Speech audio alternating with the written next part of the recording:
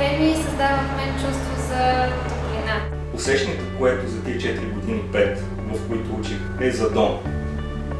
Избрах обучението в ФМИ, защото знаех, че програмата тук и преподавателите тук са достатъчно добри, за да ми помогнат да се развия както в моята област, така и като цяло като личност. ФМИ е моето място.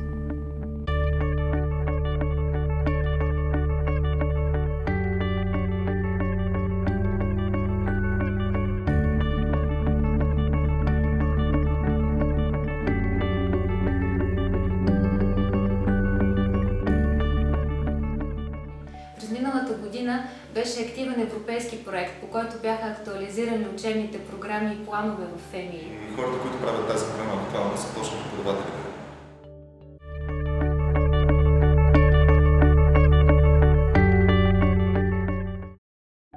Трябва да знае какво е интересно в момента за потребителите и да умее да го преработва по свой собствен уникален начин и да им предлага продукт, който би ги удовлетворил. Той трябва да може да има знанията, но и все пак да може да се нагажда към нещата, които се изискват от него. Да може да следи сложен код и да се ориентира в сложен код е нещо, което за мен може би е най-важното и най-ценното в един IT специалист.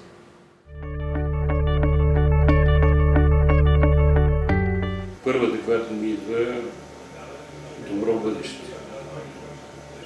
Второ, професионализъм. Трето, младост.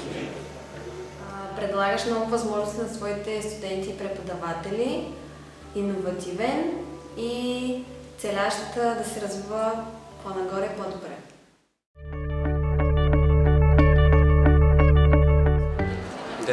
талант, много работа. 90% упорит труд, мотивация, малко амбиция и 10% късмет. Никога да не спираш да се стараеш днес да бъдеш по-добър от това, което си бил вчера и да вярваш в себе си, много да вярваш. Чувство на принадлежност като една голяма общност, която наистина готина общност. Там се чувствам у дома.